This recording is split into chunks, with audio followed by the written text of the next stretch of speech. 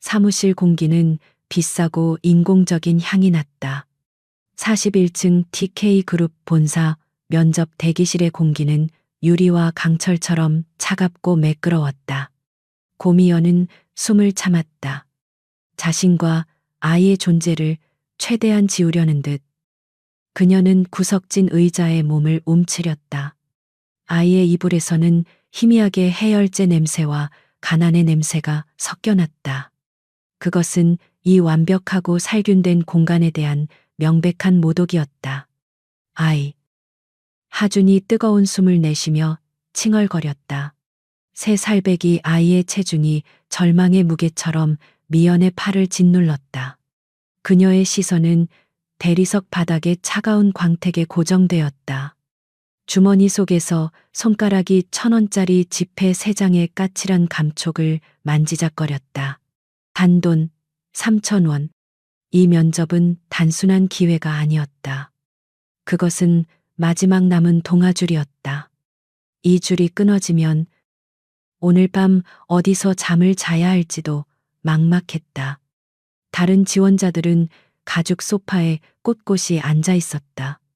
날카로운 정장 재킷, 자신감 넘치는 표정, 그리고 비싼 가죽 가방. 그들은 노골적으로 속삭이지 않았지만 그들이 미연을 향해 던지는 침묵은 어떤 모욕보다 더 시끄러웠다. 성공한 자들이 실패한 자에게 보내는 냉정한 평가의 시선이었다. 미연은 하준의 담요를 더 단단히 여미며 아이의 마른 기침 소리를 감췄다. 그녀는 자신이 어떤 모습일지 알았다.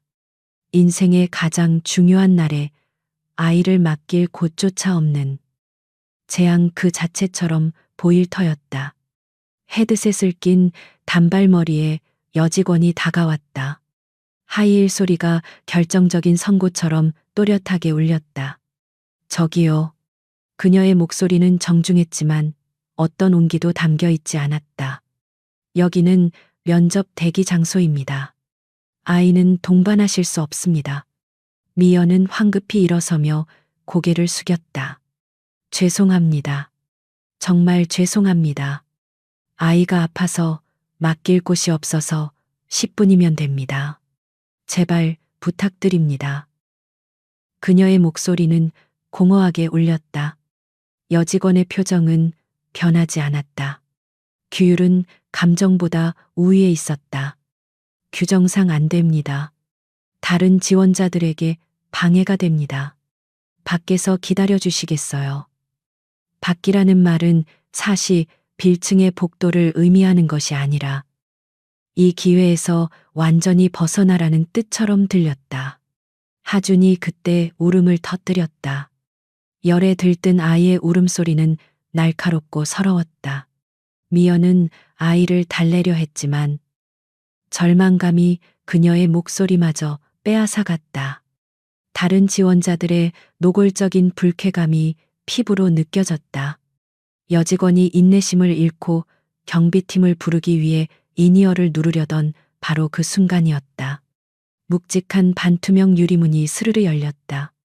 소란스럽던 대기실이 절대적인 침묵 속으로 가라앉았다. 한 남자가 걸어 나왔. 그는 소매의 커프스를 정돈하며 방금 끝난 회의의 지루함을 털어내는 듯했다. 그는 통제된 권력 그 자체였다. 그의 검은색 슈트는 어떤 빛도 반사하지 않는 듯 깊고 어두웠다. 무슨 소란이지. 그의 낮고 차가운 목소리는 비서를 향했다. 비서가 당황하며 상황을 설명하려 입을 열었다. 죄송합니다. 회장님, 이 지원자분께서. 강태환 회장의 시선이 소란의 근원지를 향했다. 그는 당황한 비서, 불편해하는 지원자들, 그리고 마지막으로 구석에서 아픈 아이를 필사적으로 안고 있는 여자를 훑어보았다. 그리고 그의 시선이 멈췄다. 얼어붙었다. 지루함으로 가득 찼던 그의 얼굴에서 모든 표정이 사라졌다. 폐부의 공기가 한꺼번에 빠져나가는 듯한 충격이었다. 고미연, 그럴 리가 없었다. 4년 전 그의 심장과 함께 사라졌던 여자. 그의 인생을 배신으로 얼룩지게 한 그 여자가 유령처럼 남루한 가난의 냄새를 풍기며 그곳에 서 있었다. 그는 그녀의 얼굴에서 한때 그가 사랑했던 순수함을 찾으려 했었다. 하지만 지금 그녀의 눈은 절망으로 공허했고 뺨은 피로 하나 없이 창백했다. 그리고 그녀의 품에는 아이가 있었다. 미연은 고개를 들었다. 흐릿한 절망 속에서 그녀는 그를 보았다. 매일 밤 악몽 속에서 나타나던 얼굴, 그녀가 사랑했고, 그래서 도망쳐야만 했던 남자. 시간이 붕괴했다. 4년 전과 현재가 하나의 고통스러운 순간으로 압축되었다. 그녀는 도망치고 싶었고, 비명을 지르고 싶었고, 혹은 이대로 쓰러지고 싶었다. 태완의 턱이 단단하게 굳어졌다. 그는 비서의 다급한 설명을 무시했다. 그는 오직 한 사람, 과거에서 걸어 나온 그 유령만을 응시했다. 그는 한 걸음 앞으로 내디뎠다. 그의 목소리는 그 자신도 알아들을 수 없을 만큼 낮게 갈라져 나왔다. 그쪽. 그는 미연을 가리켰다. 들어와. 대기실에 모든 사람들이 숨을 죽였다. 면접관들도, 다른 지원자들도, 심지어 비서조차도 이 상황을 이해할 수 없었다. 태화는 이미 다음 면접은 무의미하다는 듯 다른 지원자들을 향해 차갑게 말했다. 오늘은 이만 돌아가들 보시죠. 그는 미연을 지나쳐 다시 사무실로 들어갔고 문이 닫히기 직전 그는 그녀를 돌아보지 않고 명령했다. 따라 들어와. 미연의 다리가 움직이지 않았다. 하준이 엄마의 긴장을 느끼고 더 크게 울기 시작했다. 비서는 어쩔 줄 몰라 하며 미연을 재촉했다. 지원자분. 회장님께서 부르십니다. 어서, 아이는 제가 잠시 보고 있겠습니다. 미연은 비서의 손길을 거의 본능적으로 피했다. 그녀는 하준을 포기할 수 없었다. 이 아이는 그녀의 모든 것이었고, 그녀의 죄였으며, 그녀의 유일한 이유였다. 그녀는 하준을 더 세게 끌어안고, 마치 사형장으로 걸어 들어가는 사람처럼 그 묵직한 유리문 안으로 발을 내디뎠다. 문이 닫히자 바깥 세상의 소음은 완벽하게 차단되었다. 남은 것은 거대한 마호가니 책상 뒤에 앉은 남자와 그녀의 품에서 가쁘게 숨을 몰아쉬는 아이의 소리뿐이었다. 강태환은 창밖을 내다보고 있었다. 41층에서 내려다보는 서울은 장난감 도시처럼 비현실적이었다. 그는 미연이 들어오는 소리를 들었지만 돌아보지 않았다. 침묵이 흐르는 동안 그는 4년 전 그날 밤을 생각했다. 그녀가 남긴 짧은 편지. 미안해요. 당신이 감당할 수 있는 여자가 아니에요. 그리고 함께 사라진 그가 준 모든 것. 그는 그것을 배신이라고 불렀다. 그는 천천히 돌아섰다. 그의 눈은 분노도 슬픔도 아닌 이해할 수 없는 공허함으로 가득 차 있었다. 그는 의자를 가리켰다. 앉아. 미연은 망설이다가 가장 멀리 있는 의자 끝에 겨우 걸터 앉았다. 하주는 낯선 장소와 차가운 공기에 겁을 먹고 울음을 그쳤다. 대신 엄마의 옷깃을 세게 붙잡았다. 태화는 그녀의 이력서를 집어들었. 고미연, 29세, 경력 단절 4년. 그는 서류를 소리나게 내려놓았다. 여긴 왜 왔지? 그의 목소리는 면접관의 목소리가 아니었다. 그것은 과거의 연인이 던지는 질문이었다. 미연은 입술을 깨물었다. 일자리를 구하러 왔습니다. 일자리. 태환이 비웃었다.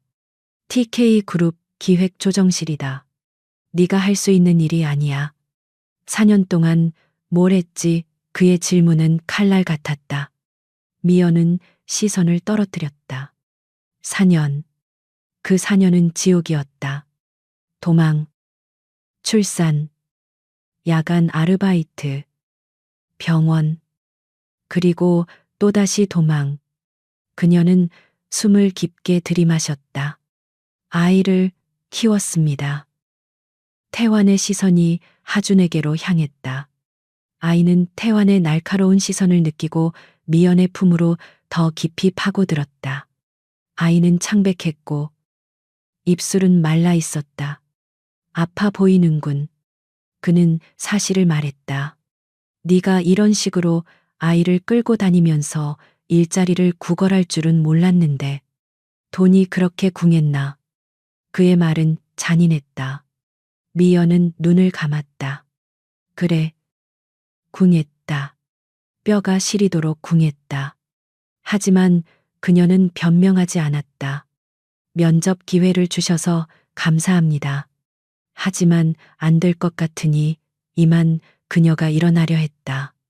그녀는 이 남자 앞에서 자신의 가장 비참한 모습을 더 이상 보이고 싶지 않았다. 앉아. 태환이 다시 명령했다. 그의 목소리에는 거스를 수 없는 힘이 실려 있었다. 아이는 몇 살이지? 미연은 망설였다. 3살입니다.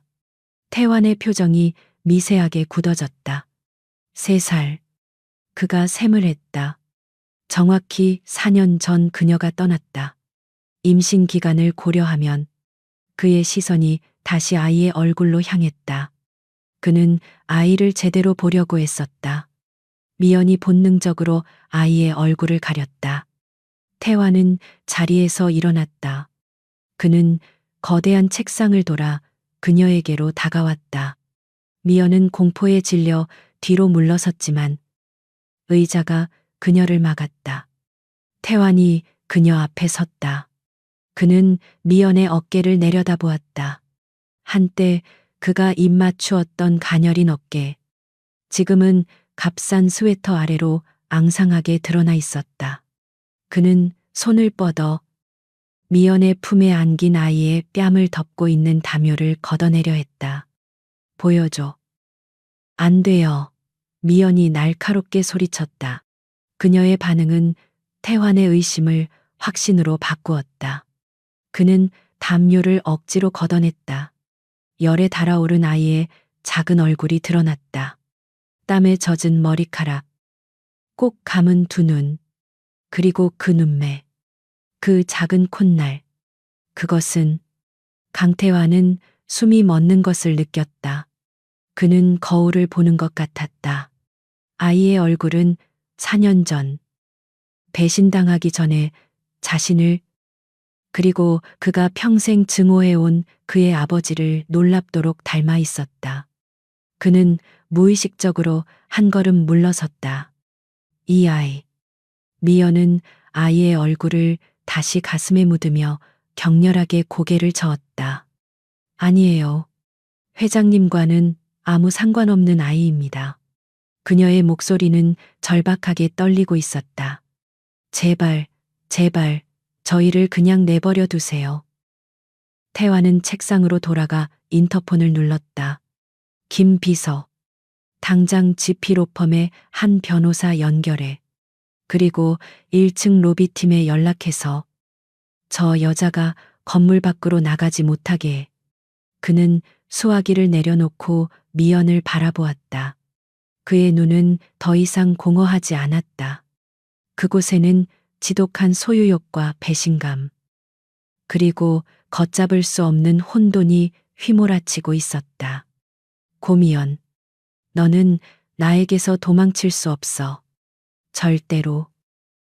강태환이 수화기를 내려놓는 소리는 텅 빈 사무실에서 유난히 날카롭게 울렸다. 고미연은 얼어붙었다. 그녀가 할 수 있는 유일한 방어는 아이를 더 세게 끌어안는 것뿐이었다. 밖으로 나갈 수 없다. 그 말은 41층 높이의 감옥에 갇혔다는 뜻이었다. 그녀의 심장이 갈비뼈를 부술듯이 세차게 뛰기 시작했다. 하준이가 엄마의 공포를 느끼고 다시 작게 낑낑거렸다. 태화는 움직이지 않았다. 그는 자신의 책상에 기대선 채 4년의 시간을 사이에 두고 두 사람을 바라보았다. 그의 머릿속은 복잡한 계산으로 불타고 있었다. 4년 전 그녀가 사라졌다. 그리고 지금 3살배기 아이가 있다. 임신 기간 10개월. 시간은 정확하게 맞아떨어졌다. 배신감에 차가운 불길이 속에서부터 치밀어 올랐다. 그녀는 그저 돈을 받고 떠난 것이 아니었다. 그녀는 그의 아이를 훔쳐갔다. 그는 아이의 얼굴을 다시 보았다. 낯선 남자의 시선에 겁먹은 아이가 미연의 어깨에 얼굴을 묻었다. 하지만 그 짧은 순간에도 태화는 보았다. 자신의 어린 시절 사진에서 수없이 보았던 그 고집스러운 인매와 무엇보다도 강씨 가문 특유의 깊고 어두운 눈동자를. 저 아이는 자신의 핏줄이었다. 의심할 여지가 없었다. 언제 알았지? 그가 얼음장 같은 목소리로 물었다. 미연은 고개를 들지 못했다. 무슨 말씀이신지. 임신한 거 언제 알았냐고 물었다. 태환이 책상을 돌아 천천히 다가왔다. 미연은 의자에서 거의 미끄러지듯 물러섰다. 그녀의 등 뒤에 더 이상 도망칠 곳은 없었다. 그녀는 고개를 세차게 저었다. 눈물이 뺨을 타고 흘렀지만 그녀는 그것을 닦을 생각도 하지 못했다. 아닙니다. 회장님 아이가 아니에요. 태화는 그녀의 눈앞에서 멈춰섰다. 그는 손을 뻗어 그녀의 턱을 거칠게 움켜쥐고 고개를 들게 했다. 그녀의 눈은 공포로 가득 차 있었다. 날 다시 봐. 고미연. 그리고 똑바로 말해. 그 아이. 아버지 없는 아이인가. 미연은 그의 소나기에서 벗어나려 했었다. 4년 전. 자신을 그토록 다정하게 쓰다듬던 손이 지금은 그녀를 죄인처럼 다루고 있었다. 그녀는 입술을 깨물었다. 여기서 진실을 말하면 모든 것이 끝장이다. 4년 전. 그의 어머니가 했던 말이 귀에 생생하게 울렸다. 이 아이가 태어나면 너희 둘 다 내 손에 죽는다. 그 여자는 빈말을 하는 사람이 아니었다. 남편이 있었습니다. 그녀가 겨우 목소리를 쥐어짰다. 하준이는 그 사람 아이예요. 1년 전에 사고로 세상을 떠났어요. 거짓말이었다. 서투르고 절박한 거짓말. 하지만 그녀가 하준을 지킬 유일한 방법이었다. 그녀는 태환의 눈을 필사적으로 마주보며 애원했다. 그래서 일자리가 필요했던 겁니다. 제발 저희를 그냥 보내주세요. 회장님과 상관없는 일입니다. 태환은 그녀의 턱을 놓았다. 그는 하고 짧은 실소를 터뜨렸다. 남편 고작 4년 만에 나를 잊고 다른 남자를 만나 결혼하고 아이까지 낳았다고. 그런데 그 남자는 운 좋게 죽고 넌 이렇게 빈털터리가 돼서 내 회사에 면접을 보러 와. 그의 목소리는 조롱으로 가득 찼다. 그는 그녀의 남루한 스웨터와 낡은 신발을 훑어보았다. 그 남편이라는 작자가 너에게 남긴 게 고작 이것뿐인가. 미연은 모욕감에 몸을 떨었다. 하지만 그녀는 반박할 수 없었다. 그녀의 가난은 그녀의 거짓말을 더욱 초라하게 만들었다. 바로 그때 하준이가 격렬하게 기침을 하기 시작했다. 아이는 숨이 넘어갈 듯 캑캑거렸고 작은 몸이 미연의 품에서 활처럼 휘었다. 미연은 당황해서 아이의 등을 두드렸다. 하준아, 괜찮아? 엄마, 여기 있어. 아가. 아이의 고통스러운 기침 소리는 태환의 분노를 잠시 멈추게 했다. 그는 자신의 핏줄일지도 모르는 아이가 저토록 비참한 여자 외에는 아무도 의지할 곳 없이 아파하는 모습을 보고 있었다. 그것은 그의 분노와는 또 다른 차원의 고통이었다. 아이는 그의 것이었다. 저 여자가 감히 자신의 아이를 저런 식으로 방치하게 둘 수는 없었다. 그는 다시 인터폰을 눌렀다. 김비서, 당장 들어와. 몇 초 후, 아까 그 단발머리의 비서가 조심스럽게 문을 열고 들어왔다. 그녀는 방 안에 얼어붙은 공기와 울고 있는 미연, 그리고 냉혹하게 서 있는 회장의 모습에 숨을 삼켰다. 네, 회장님. 이 여자, 고미연 씨. 태환이 차갑게 말했다. 오늘부로 내 개인 비서팀 소속으로 채용한다. 당장 인사팀의 서류 처리 지시에. 김 비서의 눈이 커졌다. 저 아이까지 데려온 여자를. 그것도 회장 개인 비서팀으로. 그녀는 이해할 수 없었지만 감히 질문할 수 없었다. 알겠습니다. 직무는 무엇으로 하겠습니까? 직무는 내가 정한다. 태환이 미연을 쏘아보며 말했다. 미연은 충격에 휩싸여 그를 바라보았다. 채용 지금 이 상황에서 싫어요. 안 합니다. 그녀가 소리쳤다. 여기서 일하고 싶지 않아요. 그냥 보내주세요. 태환은 그녀의 반발을 무시했다. 김 비서, 그리고 저 아이. 당장 DK 메디컬 센터 VIP 병동으로 옮겨. 한도 없이 최고 수준으로 치료해. 그는 잠시 말을 멈췄다가 가장 중요한 명령을 내렸다. 그리고 강재혁 원장에게 직접 연락해. 내가 보냈다고 하고 필요한 모든 검사를 진행하라고 해. 혈액 검사 포함해서 아주 상세하게. 김 비서는 상세한 혈액 검사라는 말의 의미를 즉각 알아차렸다. 그녀는 고개를 숙였다. 네. 회장님, 바로 조치하겠습니다. 태환은 미연에게 시선을 고정한 채 말을 이었다. 고미연 씨는 아이와 함께 병원으로 가. 아이가 입원하는 동안은 병원에서 대기해. 그게 당신의 첫 번째 업무다. 미연은 이것이 기회가 아니라 덫이라는 것을 깨달았다. 병원, 검사. 그는 확인하려 한다. 그녀가 하준을 데리고 도망치려 했지만 이미 김 비서가 그녀의 팔을 붙잡았다. 고미연 씨, 이쪽으로 가시죠. 차가 대기 중입니다. 안 돼요. 내 아이한테 손대지 마세요. 미연이 발버둥 쳤다. 하지만 아이를 안고 있는 여자가 건장한 보안 요원들까지 대동한 비서팀을 이길 수는 없었다. 하준이는 이 모든 소란에 놀라 자지러지게 울기 시작했다.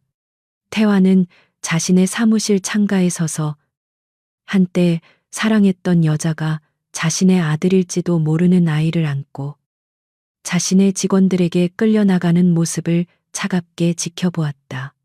그는 유리창에 비친 자신의 얼굴을 보았다. 4년 만에 찾은 그녀는 그에게 사랑이 아닌 지옥을 다시 가져왔다. 고미연, 그는 유리에 대고 속삭였다. 네가 감히 나에게서 무엇을 훔쳐갔는지, 네가 한 거짓말의 대가가 무엇인지 이제부터 뼈저리게 알게 될 거다. DK 메디컬 센터의 VIP 병동은 호텔 스위트룸보다 더 비현실적인 공간이었다. 공기청정기는 미세한 소음조차 없이 완벽하게 통제된 습도와 온도를 유지했다. 하준은 태어나서 처음으로 저항감 없는 매트리스 위에서 잠들어 있었다. 얇은 린넨 시트가 아이의 마른 몸을 덮고 있었다. 방금 투여된 영양제 덕분인지 혹은 이 비싼 평온함 때문인지 아이의 호흡은 41층에서보다 훨씬 안정되어 보였다. 고미연은 아이 옆에 딱딱한 보호자용 의자에 앉아 있었다. 이 방은 그녀가 지난 4년간 살아온 어떤 원룸보다 컸지만 그녀는 숨을 쉴 수가 없었다. 이곳은 강태환의 세계였다. 모든 것이 돈으로 통제되고 감정조차도 살균 소독되는 듯한 차가운 세계. 4년 전 그녀는 바로 이 세계로부터 도망쳤다. 그녀가 사랑했던 남자가 이 세계의 왕이라는 것을 알았을 때 그녀는 도망칠 수밖에 없었다. 그녀는 하준의 작은 손을 가만히 쓸어보았다. 이 아이는 그 세계에 속해서는 안 되었다. 그때의 강태환은 회장님이 아니었다. 그는 그저 태환 선배였다. 건축학개론 수업을 도강하던 미연과 항상 맨 뒷자리에 앉아 무심한 표정으로 스케치만 하던 복학생. 그들은 도서관 앞 편의점의 파라솔 밑에서 만났다. 컵라면, 국물을 마시며 나누었던 대화들. 그는 자신의 배경에 대해 단 한마디도 하지 않았다. 그저 낡은 스니커즈를 신었고 밤늦게까지 아르바이트를 하는 미연을 말없이 기다려주곤 했다. 그의 손은 따뜻했다. 옥탑방의 겨울 외풍을 막아주겠다며 창문에 뽁뽁이를 붙여주던 손. 고장난 형광등을 갈아 끼워주던 손. 미연은 그가 가난하다고 생각했다. 자신처럼 세상에 기댈 곳 없는 사람이라고 생각했다. 그래서 그들은 서로에게 기댔다. 추운 겨울. 작은 옥탑방에서 서로의 체온에 의지해 잠들었던 밤들. 그들의 사랑은 가난했지만 진실했다. 하준이가 생겼다는 것을 알게 된 것은 벚꽃이 흩날리던 봄이었다. 2줄짜리 테스트기를 보고 그녀는 울었다. 기쁨이었지만 그보다 더 큰 것은 두려움이었다. 그녀는 이 사실을 어떻게 말해야 할지 몰랐다. 태환 역시 아직 학생이었고 두 사람의 미래는 안개 속처럼 불투명했다. 그녀가 며칠을 망설이며 말을 고르던 사이 검은색 세단 한 대가 그녀의 옥탑방 골목 앞에 멈춰섰다. 한 여자가 차에서 내렸다. 기품이 흘러넘쳤지만 얼음장처럼 차가운 얼굴의 중년 여자. 그녀는 자신을 강태환의 어머니라고 소개했다. 한 회장이었다. 미연은 그녀를 TV 경제 뉴스에서 본 적이 있었다. 그녀는 미연의 좁고 지저분한 방을 경멸하듯 훑어보았다. 그녀는 소리치거나 모욕적인 말을 하지 않았다. 그저 차가운 사실을 통보했다. 내 아들, 태환이는 곧 약혼을 한다. 여자의 목소리는 갤러리에서 작품을 설명하듯 평온했다. 상대는 서진그룹의 막내딸이야. TK의 미래가 걸린 일이지. 자네 같은 존재가 태환이의 발목을 잡게 둘 수는 없어. 그녀는 탁자 위에 서류 봉투 하나를 올려놓았다. 돈이 아니었다. 그것은 태환의 약혼녀가 될 여자의 사진과 그들의 결합으로 TK그룹이 얻게 될 이익에 대한 보고서였다. 태환이는 아직 어려서 현실 감각이 없지. 사랑, 그건 모든 것을 가진 후에 즐기는 사치일 뿐이야. 한 회장은 미연을 똑바로 바라보았다. 자네가 진심으로 태환이를 생각한다면 어떻게 해야 할지 알 거야. 그 아이의 미래를 망치지 마. 미연은 그때 임신 사실을 고백하려던 말을 삼켰다. 이 여자 앞에서는 뱃속의 아이조차도 태환의 발목을 잡는 존재일 뿐이었다. 미연은 그날 밤 자신이 태환의 세계에 속할 수 없음을 깨달았다. 자신의 존재 자체가 그가 사랑했던 남자의 삶을 파괴할 것이었다. 한 회장은 그녀의 침묵을 긍정으로 받아들였다. 다음 날 비서가 다시 찾아왔다. 이번에는 두툼한 현금 봉투와 통장이었다. 회장님의 배려입니다. 이 돈이면 한동안 조용히 지낼 수 있을 겁니다. 미연은 그 돈을 받았다. 그것은 사랑의 대가가 아니라 침묵의 대가였다. 그녀가 그 돈을 받지 않았다면 그 여자는 다른 방식으로 그녀와 뱃속의 아이를 짓밟았을 것이다. 미연은 돈을 받아들임으로써 스스로 돈 때문에 떠난 여자가 되기를 선택했다. 그것이 태환을 가장 덜 상처받게 하고 그의 미래를 지켜주며 동시에 뱃속의 아이를 지킬 수 있는 유일한 방법이라고 믿었다. 그녀는 짧은 편지를 남겼다. 미안해요. 당신이 감당할 수 있는 여자가 아니에요. 그녀는 그가 자신을 경멸하고 빨리 잊기를 바랐다. 그리고 그날 밤 그녀는 4년간의 지옥으로 도망쳤다. 그녀는 그 돈을 한 푼도 쓰지 않았다. 그것은 그녀의 죄책감의 증거처럼 통장 어딘가에 처박혀 있었다. 그녀는 오직 자신의 힘으로 하준을 낳고 길렀다. 병실 문이 조용히 열리고 간호사가 들어왔다.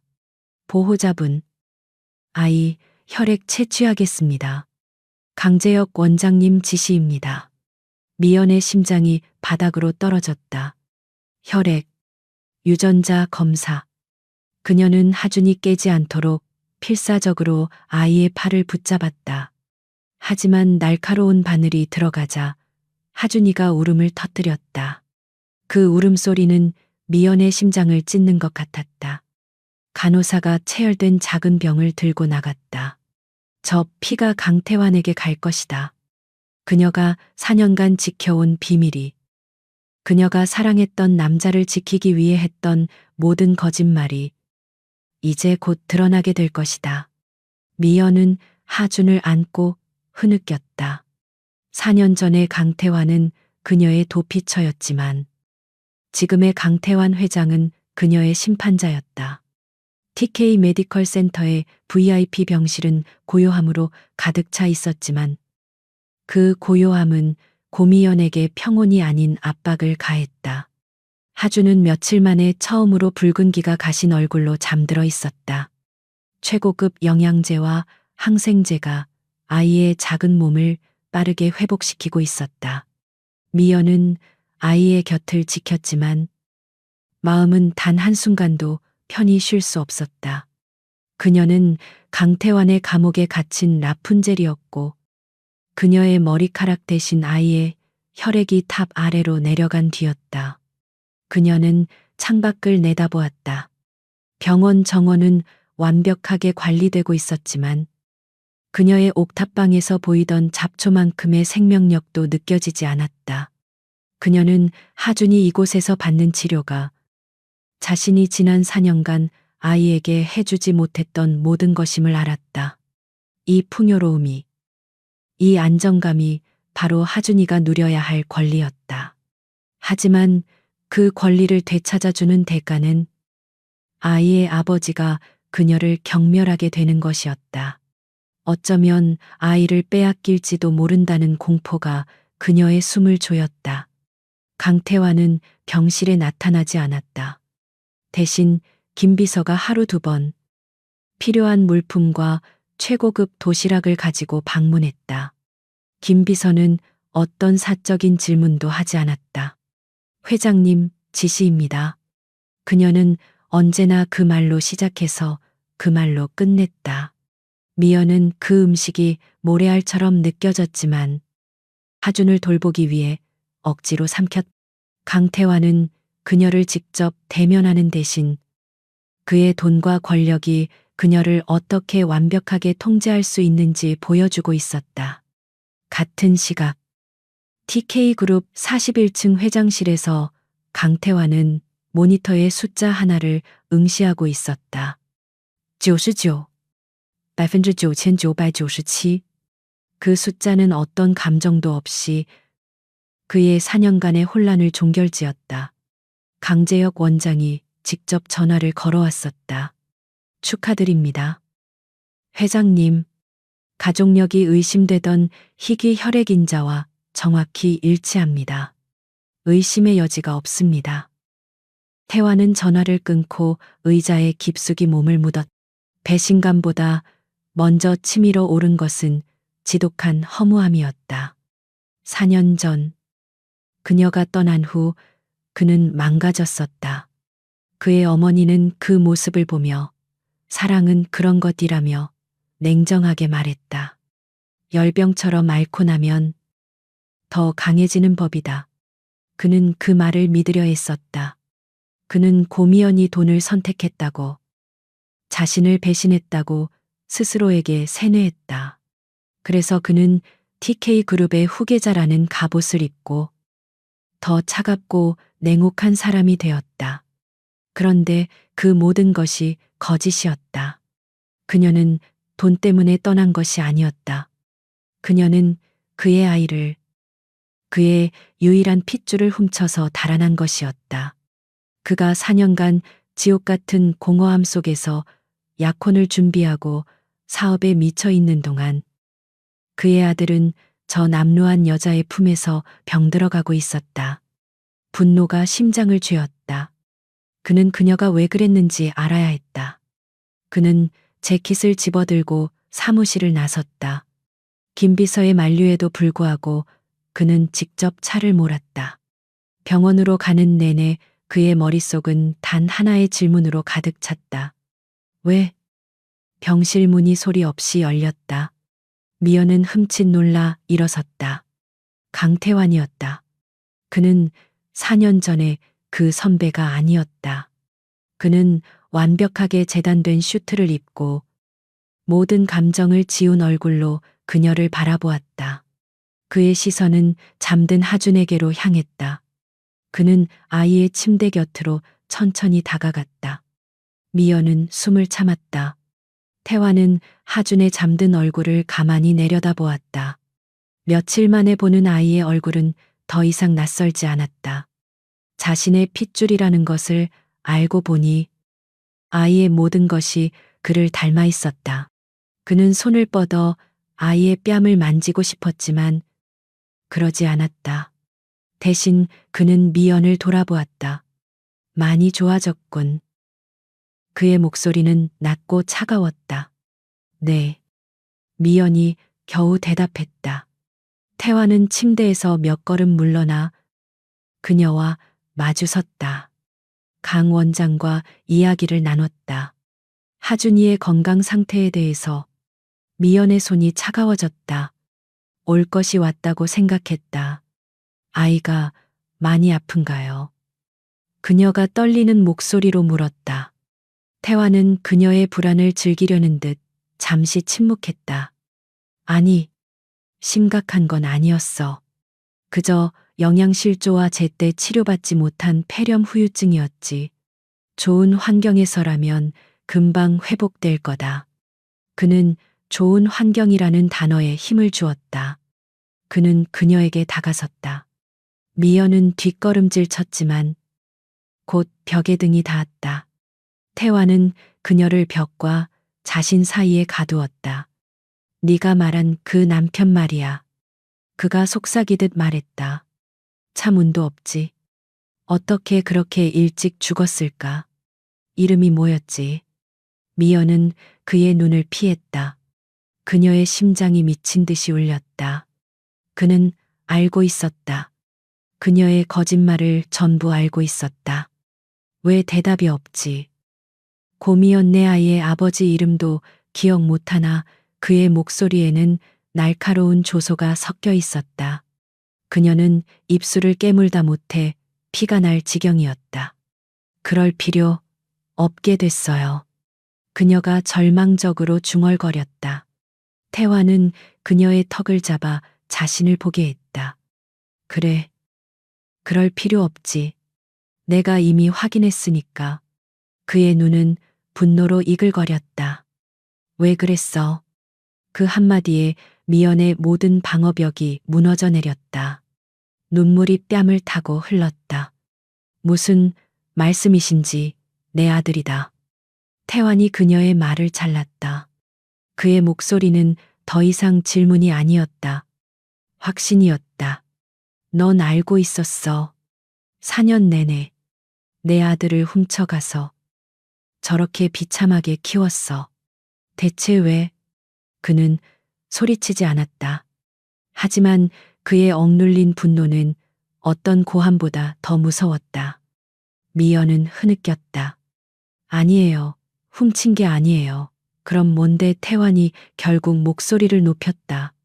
잠들어 있던 하준이가 그 소리에 놀라 몸을 뒤척였다. 두 사람은 동시에 아이를 바라보았다. 태화는 숨을 거칠게 내쉬며 미연에게서 한 걸음 물러섰다. 그는 아이를 깨우고 싶지 않았다. 그는 다시 목소리를 낮췄지만 그 안의 냉기는 더욱 심해졌다. 4년 전 네가 남긴 편지. 당신이 감당할 수 있는 여자가 아니다. 그게 이 뜻이었나?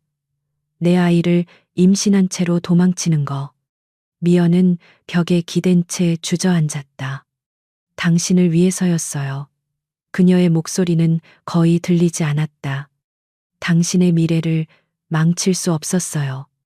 당신에게는 약혼녀가 있었고 당신의 세계가 있었어요. 나는 거기에 속할 수 없는 사람이었어요. 태화는 그녀의 말을 믿을 수 없다는 듯 바라보았다. 나를 위해서 내 아들을 4년간 숨기고 저 아이를 가난과 병 속에 방치했다고 그게 네가 말하는 사랑인가? 고미연 그는 그녀 앞에 무릎을 굽히고 앉아 그녀의 눈을 똑바로 마주했다. 돈 때문이었나? 내가 아니라 내 어머니가 준 돈이 목적이었나? 미연은 고개를 세차게 저었다. 아니에요. 돈은. 그녀는 차마 말을 잇지 못했다. 그녀가 돈을 받았다는 사실을 인정하는 순간 그녀는 태완의 눈에 영원히 용서받지 못할 여자가 될 터였다. 하지만 그녀가 돈을 받은 것은 사실이었다. 태완은 그녀의 침묵을 긍정으로 받아들였다. 그는 차갑게 웃었다. 결국 돈이었군. 그래서 내 아이를 볼모로 잡고 있다가 이제 와서 돈이 떨어지니 내 앞에 나타난 건가? 내 회사에 면접을 보러 와. 아니에요. 미연이 절규하듯 소리쳤다.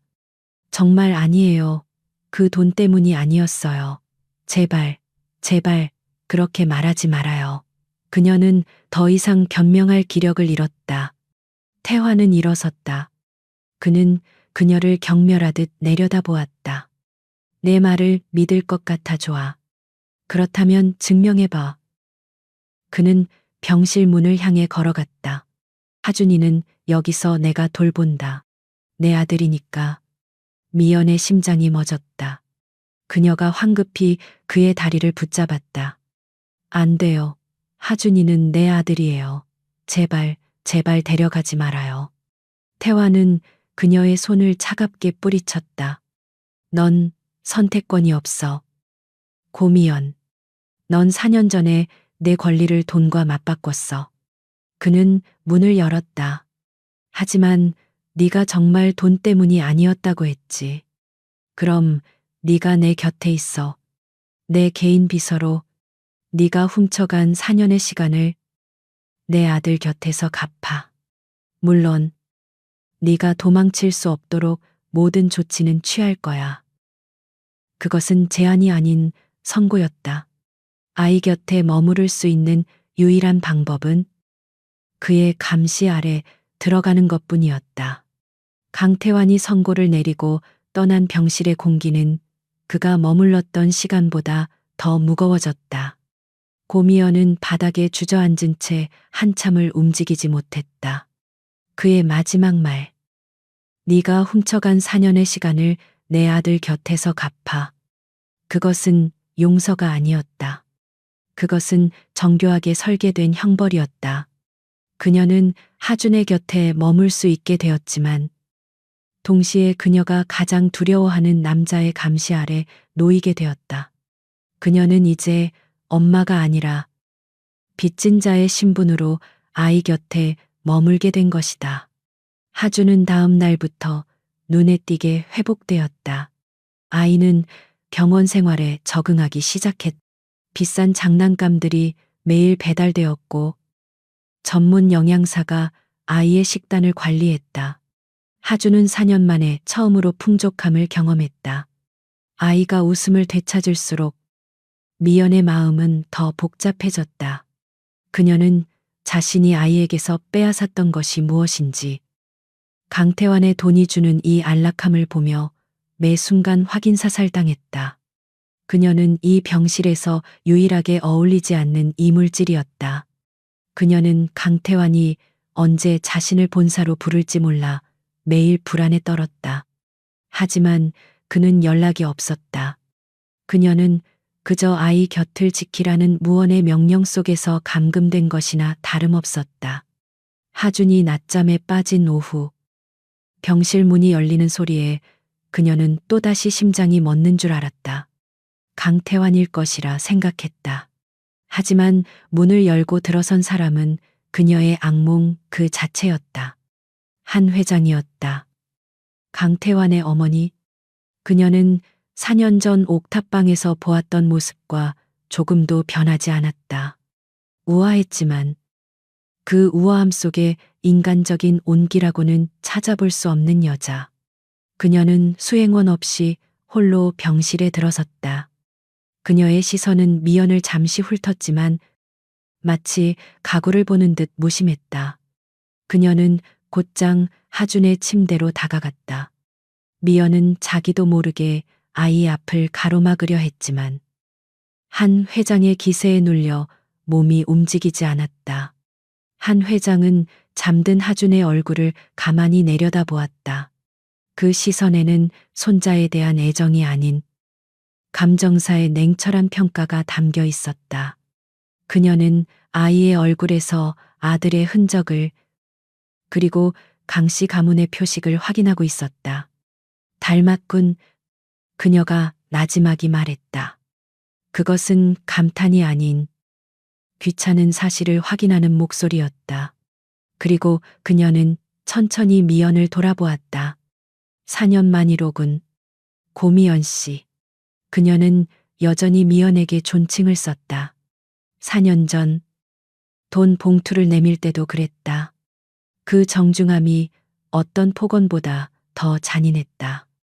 깨끗하게 사라진 줄 알았는데 내가 준 돈이 부족했나? 한 회장은 병실 안을 둘러보았다. 이 비싼 공간을 채우고 있는 모든 것들이 자신의 돈에서 나갔다는 것을 상기시키려는 듯했다. 미연은 입술을 깨물었다. 아닙니다. 그런 게 아니면 뭐지? 한 회장이 그녀의 말을 잘랐다.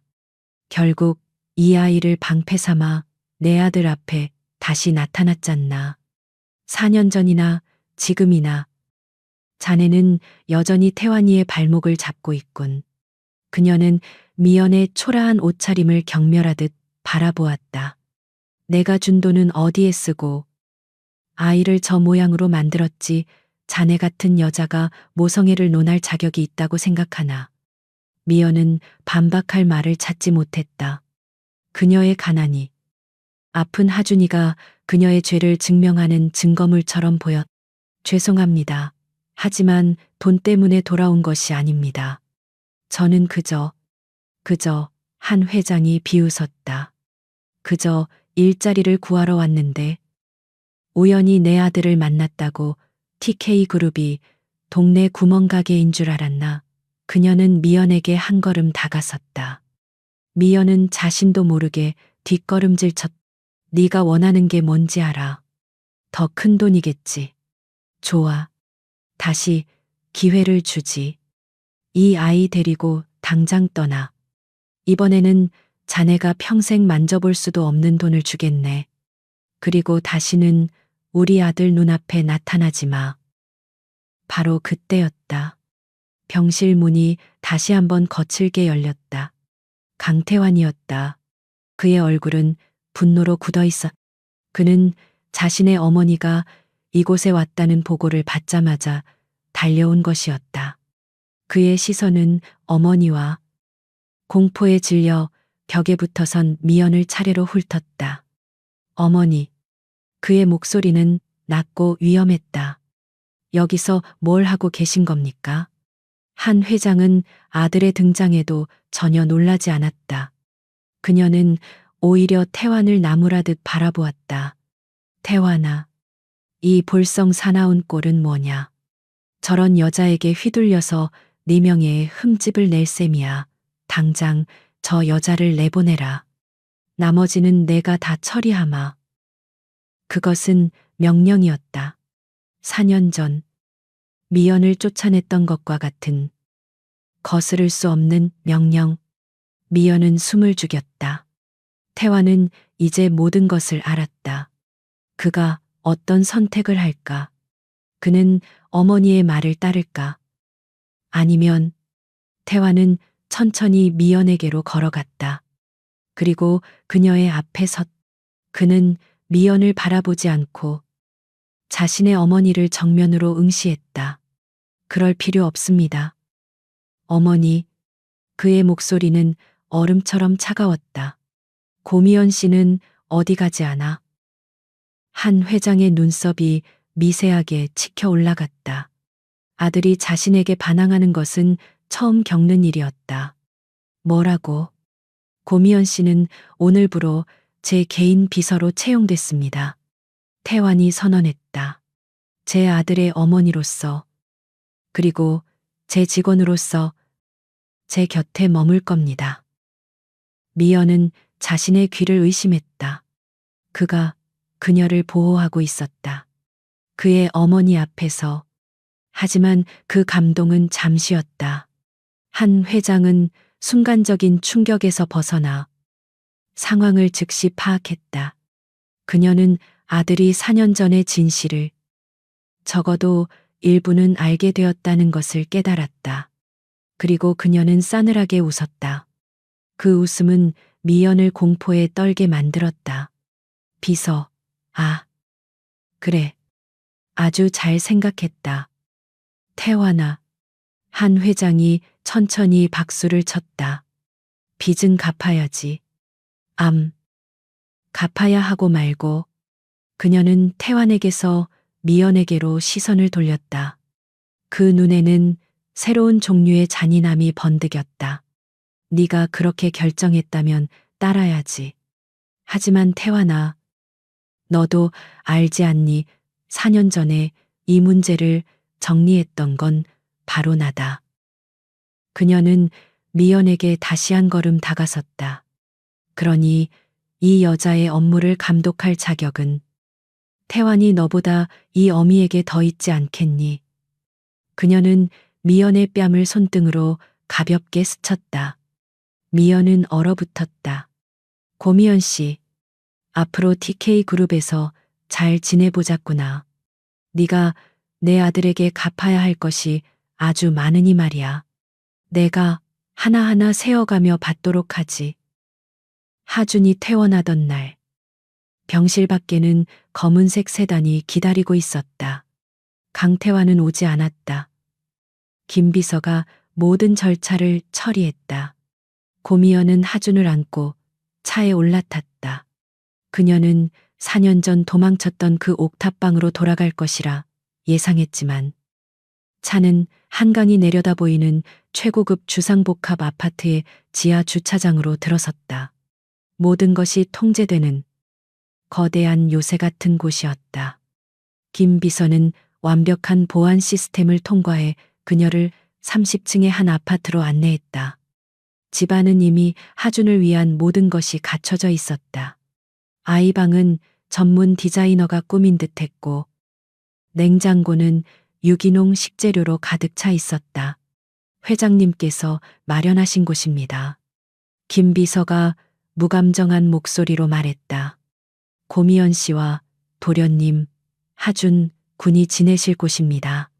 하준 군을 돌볼 전문 보육사가 곧 도착할 겁니다. 미연은 이 호화로운 감옥을 둘러보았다. 모든 것이 있었지만 자유만 없었다. 회장님은 어디 계시죠? 그녀가 물었다. 회장님은 본가에 계십니다. 김 비서가 대답했다. 그녀는 태블릿 PC를 꺼내 미연에게 내밀었다.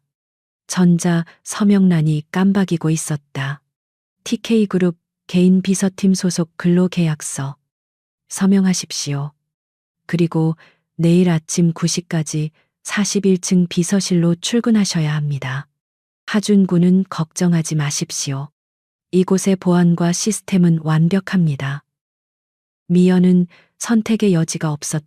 하준을 다시 그 지옥 같은 가난 속으로 데려갈 수는 없었다. 그녀는 자신의 이름을 서명했다. 고미연. 그것은 근로계약서가 아니라 현대판 노예 계약서처럼 느껴졌다. 다음 날 아침 보육사가 도착했다. 하준은 낯선 사람의 등장에 울었지만 미연은 아이를 떼어놓고 나와야 했다. 그녀가 입은 옷은 김 비서가 준비해둔 단정하지만 값비싼 오피스룩이었다. 그녀의 몸에 맞지 않는 갑옷 같았다. 41층 비서실. 그녀가 면접을 보러 왔던 그곳이었지만 지금 그녀는 가장 구석진 자리에 배정받았다.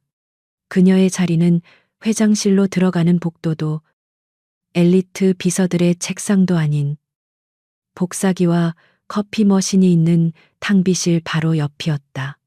그녀의 공식 직함은 회장실 소속 비서였지만 그녀가 받은 첫 업무는 탕비실의 컵을 정리하고 커피 원두를 가는 일이었다.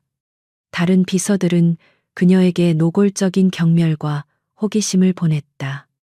회장님의 아이를 낳았다는 소문은 이미 파다했다. 하지만 그들은 동시에 그녀를 두려워했다. 그녀는 그저 낙하산이 아니었다.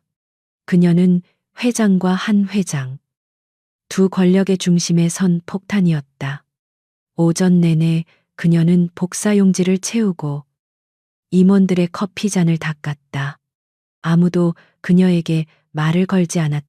점심시간이 지날 무렵 한 회장이 41층에 나타났다. 그녀는 마치 자신의 정원을 산책하는 여왕처럼 비서실을 가로질렀다. 그녀는 미연의 책상 앞에서 멈췄다. 고미연 씨, 첫 출근인데 할만한가? 그녀의 목소리는 다정하게 들렸지만 주변의 모든 비서들이 숨을 죽였다. 네. 회장님. 미연이 일어나 고개를 숙였다. 마침 잘 됐군. 한 회장이 우아하게 웃었다. 잠시 후 태환이가 중요한 손님과 미팅이 있다네. 서진그룹의 유세라 상무야. 자네도 이름은 들어봤겠지. 미연의 심장이 내려앉았다. 4년 전 한 회장이 옥탑방에 가져왔던 사진 속의 여자. 태환의 약혼녀로 내정되었던 바로 그 여자였다. 자네가 직접 차를 준비해서 회의실로 가져다 주게. 우리 그룹의 개인 비서가 얼마나 싹싹한지 보여드려야지. 그것은 명백한 의도를 가진 명령이었다. 미연은 손이 떨리는 것을 감추며 탕비실로 들어갔다. 최고급 닭이 세트에 뜨거운 물을 붓고 차심을 우려냈다. 쟁반을 들고 나가는 그녀의 걸음이 납처럼 무거웠다. 회의실 문이 열려 있었고 안에서는 웃음소리가 새어나왔다. 한 회장과 눈부시게 아름다운 여자 유세라가 마주 앉아 있었다. 어머님, 그래서 그 드레스는 파리에서 직접 공수하기로 했어요. 유세라가 애교 섞인 목소리로 말했다. 태환 씨는 너무 무심하다니까요. 이런 건 제가 다 챙겨야죠. 한 회장은 만족스러운 미소를 지었다. 원래 남자들이란 그런 거란다. 네가 옆에서 잘 챙겨줘야지. 곧 결혼식 날짜도 잡아야 할 텐데. 그들은 미연이 들어선 것을 알면서도 보란듯이 대화를 이어갔다. 미연은 기계적으로 찻잔을 내려놓았다. 유세라가 그때 미연을 쳐다보았다. 그녀의 눈에는 노골적인 경멸이 담겨 있었다. 어머, 이 비서는 처음 보네요. 어머님, 41층은 아무나 들어오는 곳이 아닐 텐데. 한 회장이 찻잔을 들며 말했다. 아, 이 사람 태환이가 특별히 채용한 비서야. 이것저것 갚을 게 많은 사람이라네. 그 말의 의미를 알아차린 유세라가 교활하게 웃었다. 미연이 마지막 찻잔을 유세라 앞에 놓으려던 순간 유세라가 갑자기 손을 뻗어 서류를 집는 척하며 미연의 팔을 쳤다. 어머, 날카로운 비명과 함께 쟁반이 기울어졌다. 뜨거운 찬물이 미연의 손등 위로 쏟아졌다. 살같이 타는 듯한 고통이 밀려왔다. 미연은 비명을 참으려 입술을 깨물었다. 찻잔이 바닥에 떨어져 산산조각 났다. 세상의 일을 어떻게 하는 거야? 유세라가 질겁하며 물러섰다. 죄송합니다. 죄송합니다. 미연은 고통보다 수치심에 몸을 떨며 바닥에 엎드려 깨진 조각을 주우려 했다. 화끈거리는 손등이 붉게 부어올랐다. 한 회장은 미동도 하지 않았다. 쯧쯧, 고미연 씨. 손님 앞에서 이게 무슨 추태지, 그렇게 칠칠치 못해서야 어디다 쓰겠나. 당장 깨끗이 치우고 새 차를 가져와. 유상무가 놀라지 않았나. 미연은 눈물이 터져 나오는 것을 참으며 깨진 도자기를 주었다. 그때였다. 회의실 문이 열리고 강태환이 들어섰다. 그는 이 모든 광경을 순식간에 파악했다. 바닥에 엎드린 미연, 그녀의 붉게 부어오른 손등, 깨진 찻잔, 그리고 태연하게 앉아있는 어머니와 유세라. 유세라가 금세 표정을 바꾸고 태환에게 다가갔다. 태환 씨, 이 비서가 실수로 괜찮아요. 태환은 유세라를 쳐다보지도 않았다. 그의 시선은 바닥에 흩어진 파편과 미연의 상처에 고정되어 있었다. 그의 얼굴은 어떤 감정도 읽을 수 없을 만큼 차가웠지만 턱 근육이 미세하게 꿈틀거렸다. 그는 미연에게 어떤 위로도 건네지 않았다. 대신 김 비서를 호출했다. 김 비서, 여기 치워. 그리고 그는 바닥에 주저앉아 있는 미연을 차갑게 내려다보며 말했다. 고미연 씨, 내 사무실로 따라와. 그는 어머니와 약혼녀에게 눈길 한번 주지 않고 돌아서 버렸다. 미연은 비틀거리며 일어나 그의 뒤를 따랐다. 회장실 문이 닫히자마자 태환은 책상 서랍에서 구급상자를 꺼내 그녀에게 던지듯 밀었다. 치료해. 그의 목소리는 차가웠다. 미연은 떨리는 손으로 연고를 집으려 했지만 손이 너무 떨려 잡을 수가 없었다. 태환은 거칠게 한숨을 내쉬더니 그녀의 손목을 잡아챘다. 그리고 직접 연고를 거칠게 짜서 상처에 발랐다. 그의 손길은 난폭했지만 고통스럽지는 않았다. 내 어머니가 한 짓인가? 그것은 질문이 아니었다. 미연은 대답하지 않았다. 그녀의 침묵이 태환을 더욱 화나게 만들었다. 왜 아무 말이 없지? 4년 전에도 그렇게 입을 다물고 도망쳤나? 그는 그녀의 손목을 놓았다. 네가 선택한 길이야. 고미연, 내 아들 곁에 있겠다고 했으니 이 정도는 감수해야지. 네가 훔쳐간 시간에 대한 이자라고 생각해. 이제 나가. 미연은 붉어진 손등을 감추고 사무실을 나왔다. 그녀가 나가자마자 태환은 인터폰을 들었다. 김 비서, 내 사무실로. 김 비서가 들어오자 그는 창밖을 내다보며 명령했다. 4년 전 한 회장님이 고미연 씨에게 한 모든 일을 조사해 돈이 오갔다면 그 출처와 액수, 날짜까지 정확하게 단 하나도 빠뜨리지 마. 강태환은 41층 자신의 사무실에서 창밖을 응시하고 있었다. 그의 책상 위에는 김 비서가 방금 가져다 놓은 아직 온기가 채 가시지 않은 커피잔이 놓여 있었다. 그는 커피를 마시지 않았다. 며칠 전 고미연의 손등에 남았던 붉은 화상 자국이 그의 망막에서 사라지지 않았다. 그것은 어머니의 잔인함을 보여주는 증표였고 동시에 자신이 그 잔인함을 방관했다는 증거이기도 했다. 그는 스스로에게 그녀가 빚을 갚는 것이라 말했지만 그 상처는 빚이 아니라 일방적인 폭력이었다. 그는 4년간 고미연이 자신을 배신했다고 믿었다. 돈을 받고 떠난 여자. 하지만 그가 병원에서 본 그녀의 눈은 돈 많은 남자를 속인 여자의 눈이 아니었다. 그것은 덫에 걸린 짐승의 눈이었다.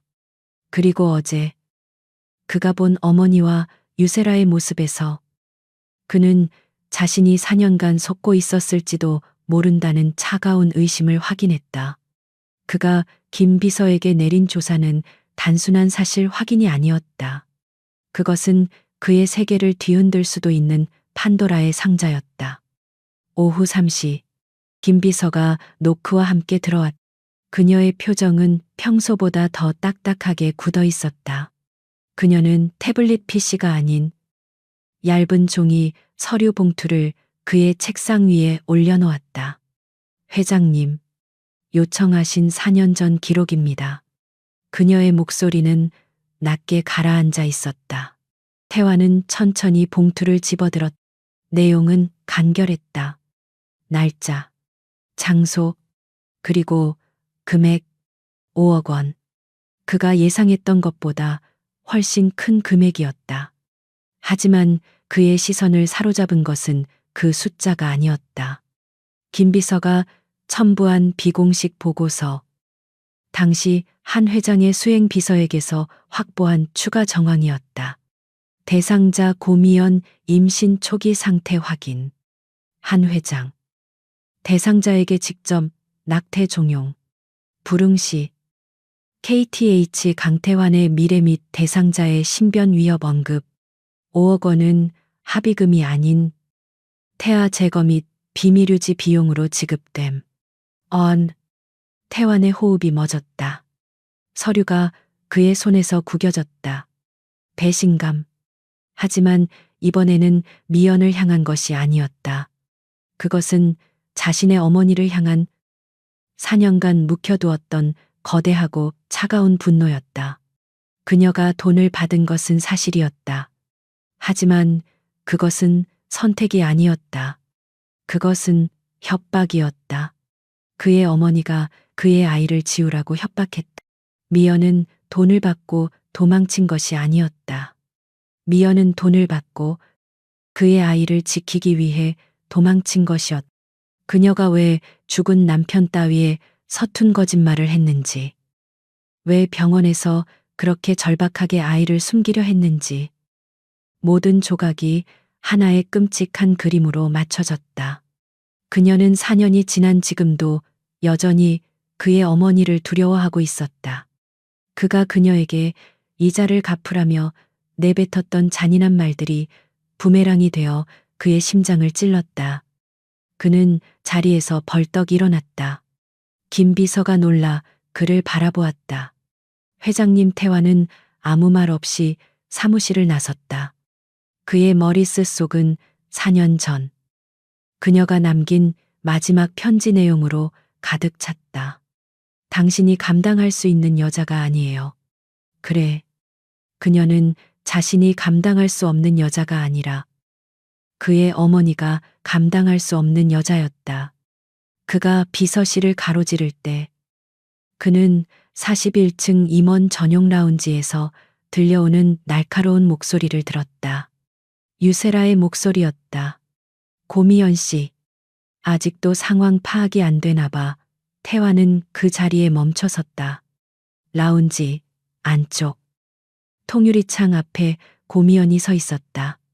그녀는 청소용 카트를 옆에 둔 채 고개를 숙이고 있었다. 한 회장과 유세라가 소파에 앉아 그녀를 내려다보고 있었다. 네가 아무리 회장님 비서라는 타이틀을 달고 있어도 본질은 변하지 않아. 유세라가 손톱을 다듬으며 조롱하듯 말했다. 넌 그저 하준이 엄마일 뿐이야. 그것도 태환 씨 발목을 잡았던 태환 씨가 너한테 잘해주는 것 같아. 그건 네가 불쌍해서가 아니라 자기 아들 때문이야. 착각하지 마. 한 회장은 우아하게 차를 마시며 거들었다. 유 상무 말이 맞아. 고미연 씨, 주제를 알아야지. 네가 지금이라도 속죄하는 길은 조용히 하준이 옆에서 그림자처럼 지내는 거야.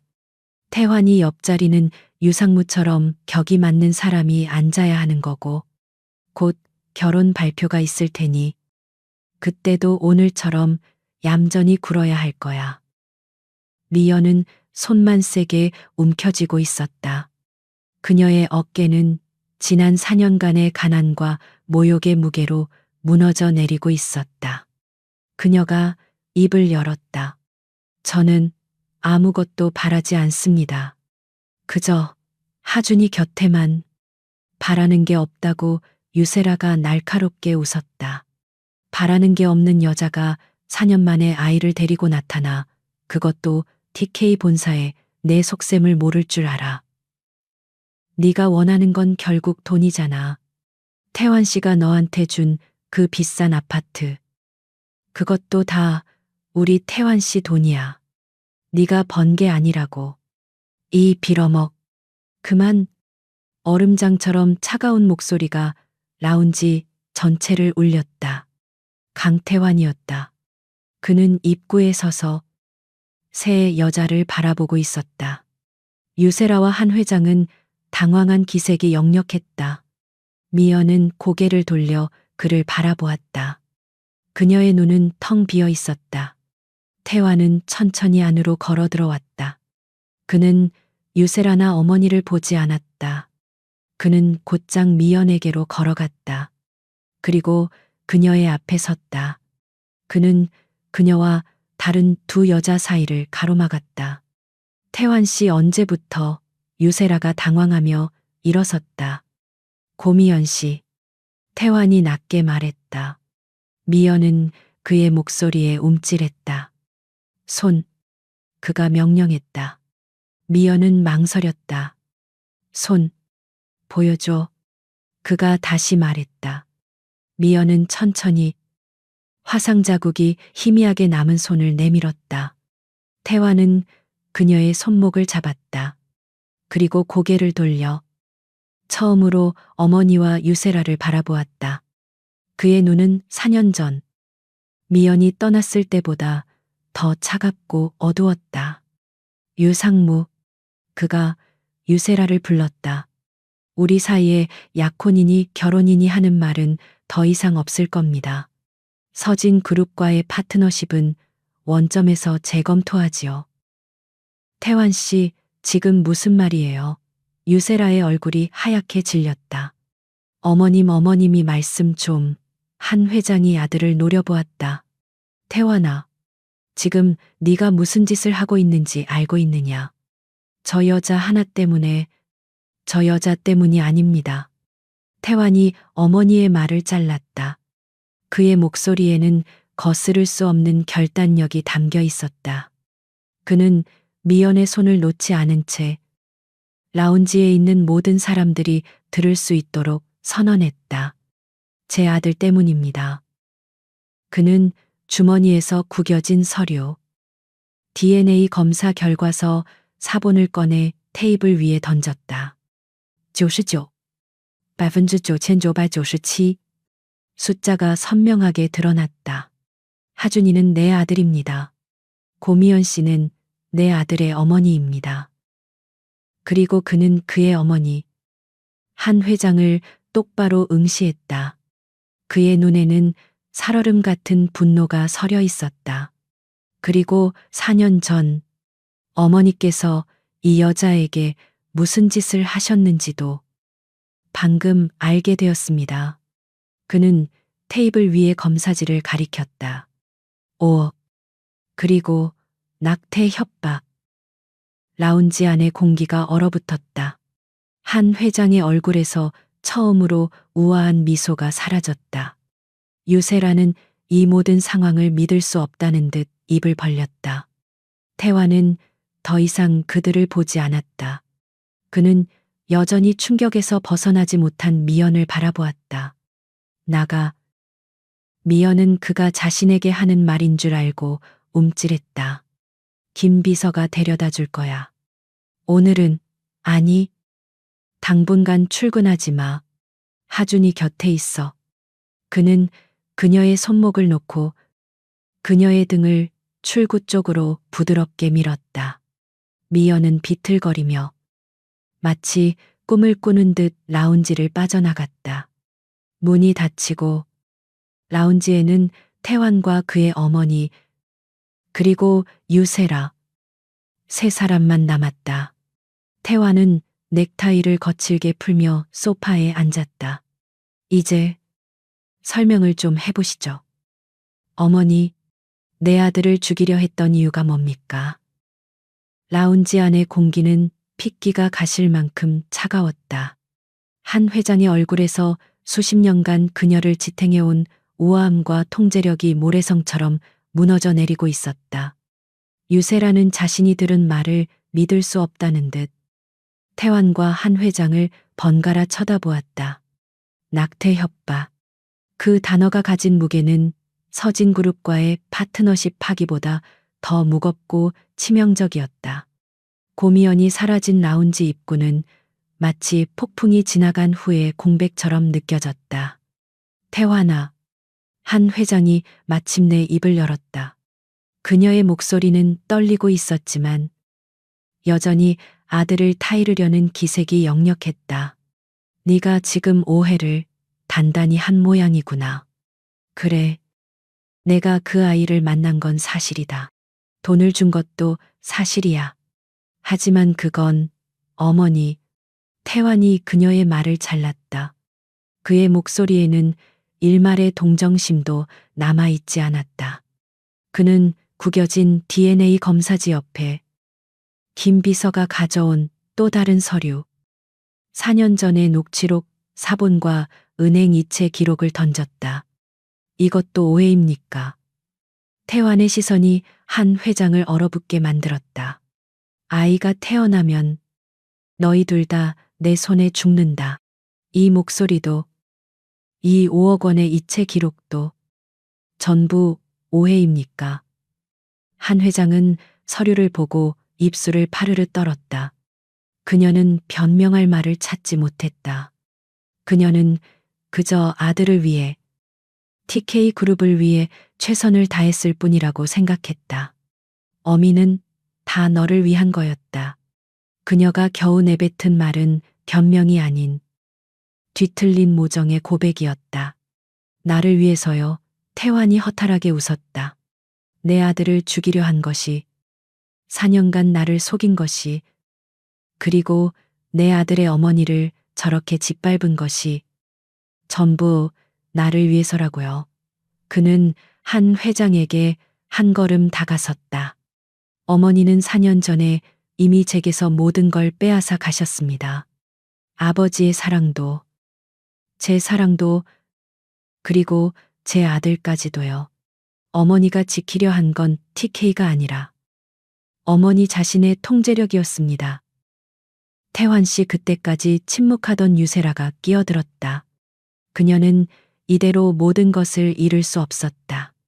이건 우리 두 집안의 문제예요. 저런 여자 하나 때문에 이렇게까지 할 건 없잖아요. 안 그래요?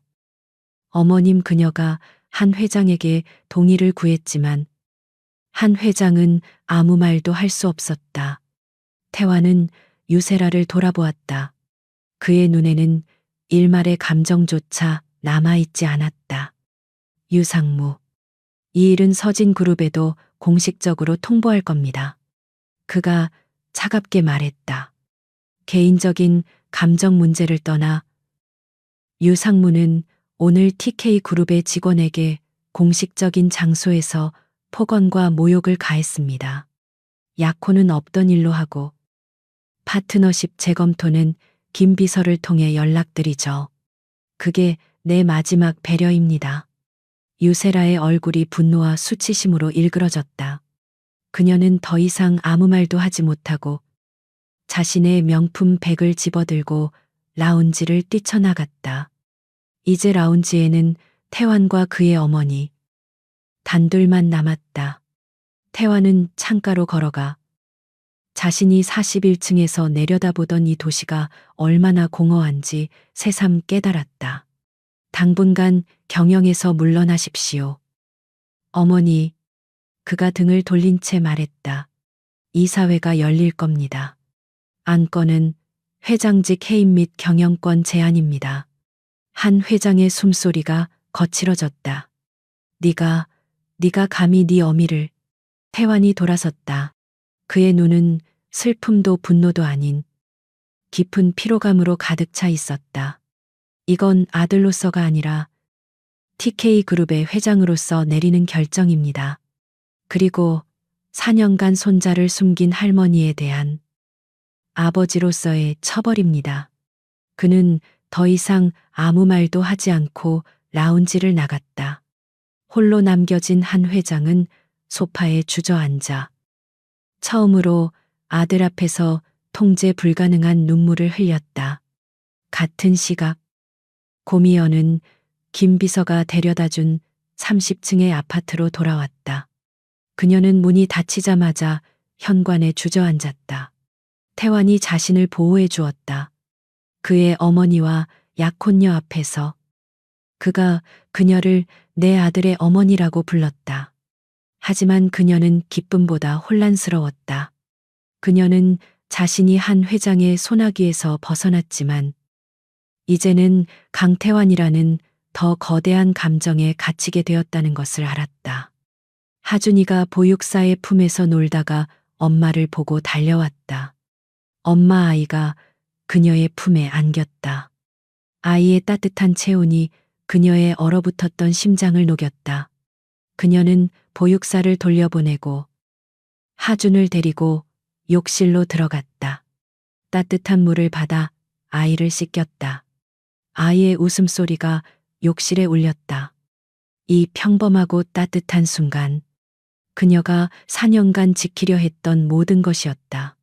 그녀는 태환이 만들어준 이 호화로운 감옥이 이제는 유일한 피난처가 되었음을 깨달았다. 그날 밤, 늦은 시간이었다. 미연은 거실 소파에서 하준을 안고 잠들어 있었다. 비밀번호가 눌리는 소리에 그녀가 놀라 눈을 떴다. 강태환이었다. 그는 재킷을 벗어든 채 넥타이는 비뚤어져 있었고 하루 종일 폭풍을 겪은 사람처럼 지쳐 보였다. 그는 소파에 잠든 두 사람을 보고 걸음을 멈췄다. 그는 자신의 아들을 그리고 그 아들을 지키기 위해 모든 것을 걸었던 여자를 가만히 내려다보았다. 미연은 하준이 깰까봐 조심스럽게 일어섰다. 회장님, 어쩐 일로? 그녀의 목소리는 잠겨 있었다.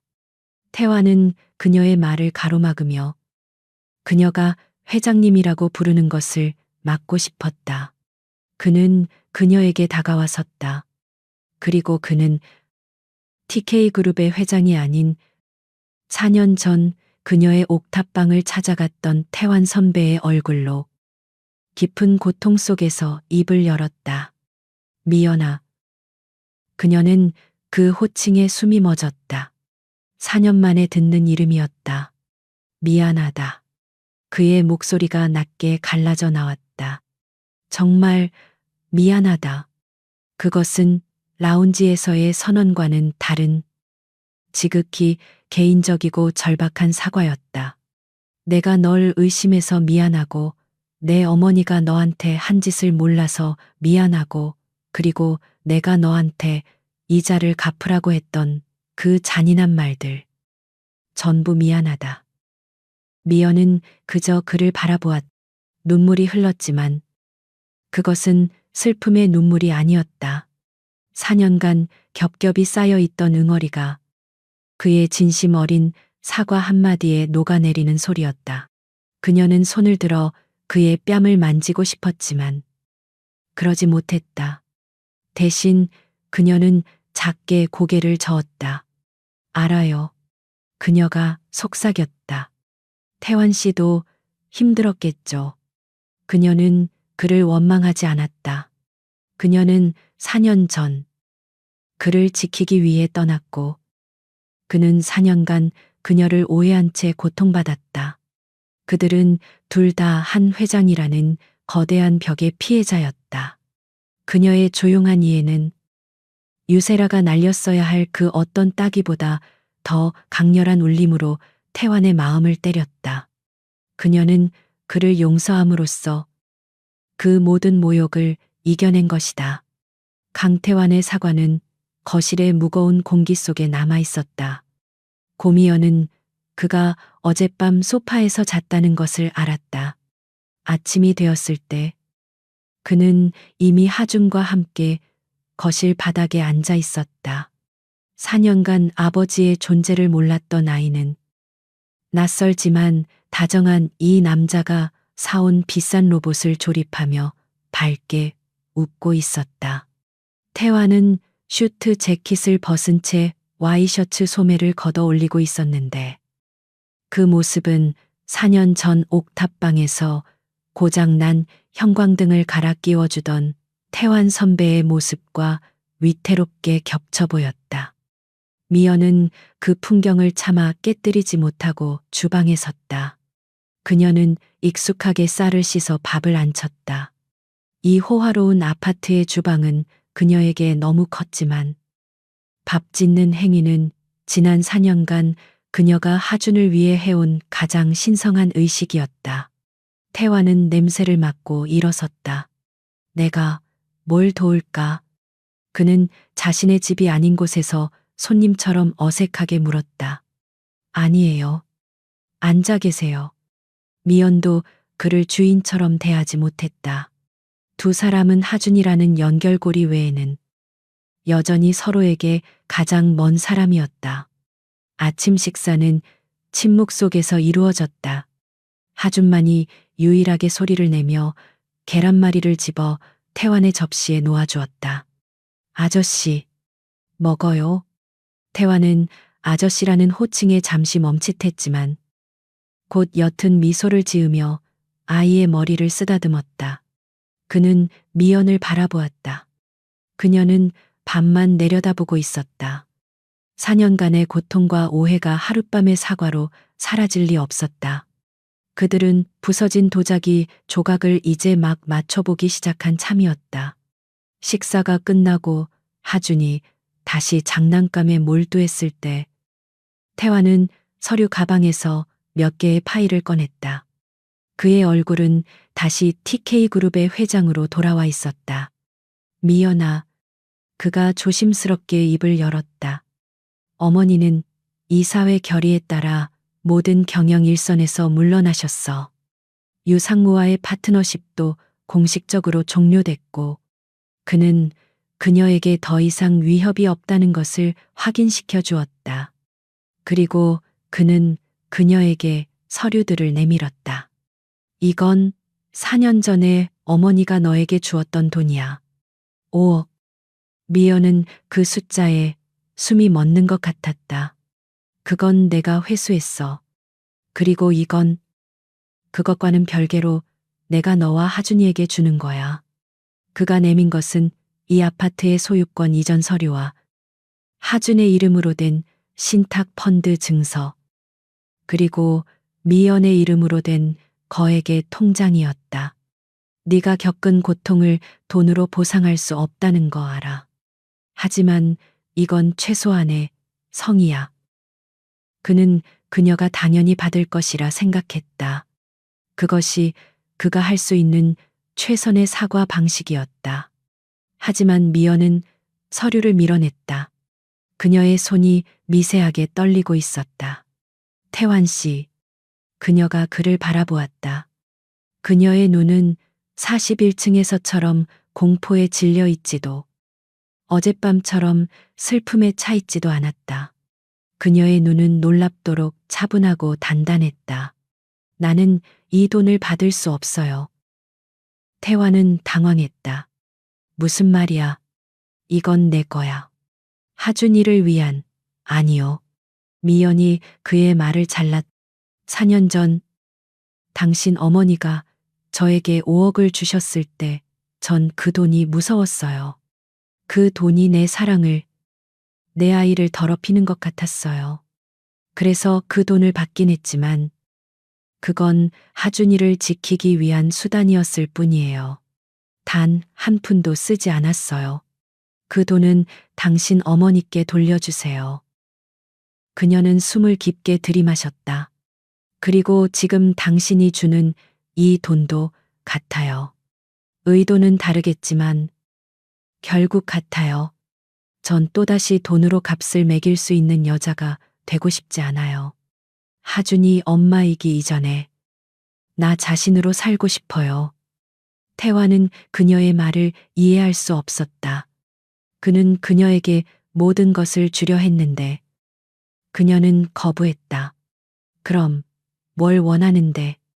내가 뭘 더 어떻게 해야? 미연은 창밖으로 시선을 돌렸다. 4년 전에 전 섬유 디자인을 공부하고 있었어요. 당신을 만나고 하준이를 가지면서 모든 걸 포기했지만 그녀가 다시 태환을 바라보았다. 돈이 아니라 기회를 주세요. 다시 공부하고 싶어요. 졸업하고 작은 스튜디오라도 차려서 내 힘으로 하준이를 키우고 싶어요. 당신의 돈으로 산 집에서 당신의 보호를 받는 하준이 엄마가 아니라 하준이에게 떳떳한 엄마 고미연이 되고 싶어요. 그것이 그녀가 찾은 새로운 권력이었다. 그것은 누군가를 응징하는 힘이 아니라 자신의 삶을 스스로 세울 수 있는 힘이었다. 태화는 그 순간 자신이 그녀를 얼마나 과소평가했는지 깨달았다. 그녀는 돈이나 복수를 원한 것이 아니었다. 그녀는 자신의 존엄성을 원했다. 그는 4년 전의 그녀가 아니라 4년의 지옥을 견뎌낸 한 명의 성숙한 인간을 마주하고 있었다. 그는 자신이 내밀었던 서류들을 천천히 거두어들였다. 그리고 그는 처음으로 회장이 아닌 한 남자로서 그녀에게 물었다. 내가 어떻게 도우면 될까? 미연은 옅게 미소 지었다. 그것은 그가 4년 만에 처음 보는 그녀의 진짜 미소였다. TK 장학재단에 내 이름으로 정식으로 지원서를 낼 거예요. 회장 강태환이 아니라 이사장 강태환으로서 내 포트폴리오를 공정하게 심사해 주세요. 태환은 잠시 침묵했다. 그리고 그 역시 마주 웃었다. 알겠어. 대신 조건이 있어. 그가 장난스럽게 말했다. 하준이 주말 육아는 내가 맡는다. 그건 아빠로서의 내 권리니까. 그들의 관계는 그날 아침 돈이 오가는 보상 관계가 아닌 아이의 미래를 함께 고민하는 동등한 부모의 관계로 재정립되었다. 시간은 상처 위로 흉터를 남기기도 하고 혹은 그 흉터 위에 새살이 돋게 하기도 했다. 3년이라는 시간은 고미연에게 후자와 같았다. 그녀는 TK 장학재단의 지원을 받아 4년 전 멈춰야 했던 학업을 마쳤다. 우수한 성적으로 졸업한 그녀는 강태환이 제안한 TK그룹 디자인팀의 수석 디자이너 자리를 거절했다. 그것은 여전히 강태환의 세계, 그녀가 빚진 것 같은 기분이 드는 곳이었기 때문이었다. 대신 그녀는 성수동의 한적한 골목, 햇볕이 잘 드는 작은 건물 2층에 자신만의 스튜디오를 열었다. 스튜디오 미연, 스튜디오 미연. 그녀의 이름이 걸린 첫 번째 공간이었다. 그곳은 그녀가 4년간의 어둠을 씻어내는 정화의 장소였다. 천연 염색된 원단들이 햇볕에 말라가며 기분 좋은 냄새를 풍겼고 재봉틀 소리가 경쾌하게 울렸다. 그녀는 더 이상 41층의 주눅든 비서도 30층 아파트에 갇힌 하준이 엄마도 아니었다. 그녀는 자신의 디자인으로 돈을 벌었고 그 돈으로 6살이 된 하준과 함께 작은 빌라에서 월세를 내며 살았다. 강태환이 마련해준 호화로운 아파트는 하준이 태어난 후 처음으로 가진 안전한 집이었지만 그녀는 자신의 힘으로 얻은 지금의 공간을 더 사랑했다. 금요일 오후 스튜디오의 문이 열리는 소리와 함께 익숙한 목소리가 들렸다. 엄마 나왔어요. 6살 하준이 가방을 맨 채 뛰어들어왔다. 그리고 그 뒤를 주말마다 아들을 데리러 오는 강태환이 따라 들어왔다. 그는 더 이상 위협적인 회장님이 아니었다. 그는 그저 하준이 아빠였다. 그는 3년 전 약속대로 미연이 자신의 삶을 재건하는 동안 한 발 물러서서 그녀를 지켜보았다. 그는 하준의 주말을 책임졌고 미연의 디자인에 대해 조언했으며 가끔은 스튜디오에 무거운 짐을 옮겨주는 든든한 친구가 되어주었다. 태환 씨, 왔어요. 미연이 재봉틀에서 일어나며 웃었다. 그녀의 얼굴은 3년 전의 절망 대신 자신의 일을 하는 사람 특유의 자신감과 평온함으로 빛났다. 태환은 그녀가 작업하던 원단을 만져보았다. 이 패턴, 지난번에 말했던 그 전통 문양 응용한 거군. 색감이 좋네. 그의 칭찬은 더 이상 상사의 평가가 아닌 동등한 파트너의 감상이었다. 하준아, 아빠랑 갈 준비해야지. 미연이 아들의 땀을 닦아주었다. 하준은 두 사람을 번갈아 보며 물었다. 오늘은 엄마도 같이 가면 안 돼요. 나 초등학교 입학 선물 사러 간다고 했잖아요. 아이의 제안에 두 사람은 잠시 시선을 마주쳤다. 그들은 하준을 위해 자주 세 사람이 만났지만 그 만남은 언제나 부모로서의 공적인 만남이었다. 태환이 먼저 입을 열었다. 그래, 미연 씨도 같이 가지. 당신 안목이 필요해. 하준이 책상 보러 갈 거거든. 그들은 함께 스튜디오를 나섰다. 3년의 시간은 많은 것을 바꾸었다. 한 회장은 경영에서 완전히 물러나 지금은 양평의 한적한 별장에서 꽃을 가꾸며 지냈다. 그녀는 가끔 주말에 하준을 만났다.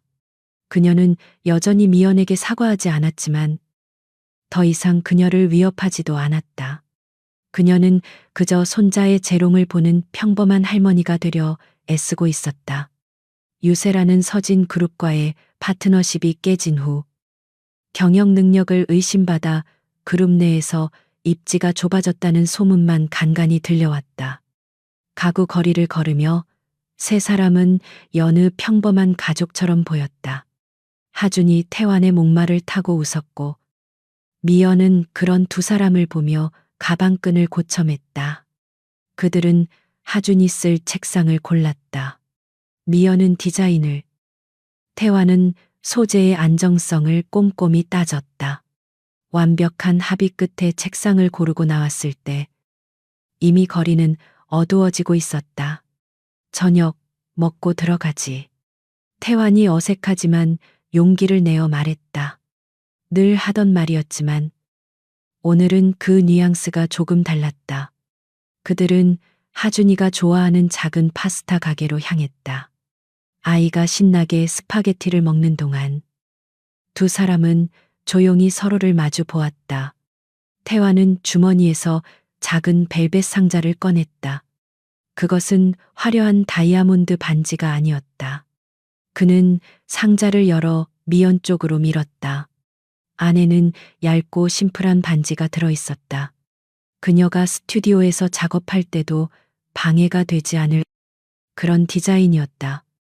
미연아, 그가 낮게 불렀다. 3년 전에 너는 내 힘으로 서고 싶다고 했어. 그리고 넌 해냈어. 내가 아는 그 어떤 사람보다 훌륭하게. 그는 그녀의 손을 내려다보았다. 원단과 염료가 묻어 조금 거칠어진 하지만 그녀의 존엄성을 증명하는 손이었다. 나는 4년 전에 널 잃었고 3년 전에 널 다시 만났어. 그리고 지난 3년간 나는 네가 고미연으로 다시 태어나는 걸 지켜봤어. 난 더 이상 TK 그룹의 회장으로서 너에게 집을 주거나 돈을 주고 싶지 않아. 그는 반지를 꺼내지 않았다. 그저 상자를 열어둔 채 그녀의 대답을 기다렸다. 나는 하준이 아빠로서 그리고 널 여전히 사랑하는 남자로서 너와 하준이 곁에서 남은 생을 함께하고 싶어. 이 반지는 보상이 아니야. 구속도 아니야. 그냥 우리가 가족이라는 작은 약속이야. 이젠 받아줄래. 미연은 눈물이 고이는 것을 느꼈다. 4년 전 41층에서 흘렸던 절망의 눈물도, 라운지에서 흘렸던 수치심의 눈물도 아니었다. 그것은 상처가 완전히 아물었음을 알리는 따뜻한 감동의 눈물이었다. 그녀는 하준을 바라보았다. 아이는 스파게티 소스를 입가에 묻힌 채 행복하게 웃고 있었다. 그녀는 다시 태환을 바라보았다. 그의 눈에는 4년 전에 그 다정한 태환 선배가 서 있었다. 그녀는 천천히 고개를 끄덕였다. 태환 씨. 그녀가 웃으며 속삭였다. 내일 하준이 학교 가방도 사러 가야 해요. 그때 같이 끼고 가요. 태환은 그제야 안도의 한숨을 내쉬며 그녀만큼이나 따뜻하게 마주 웃었다.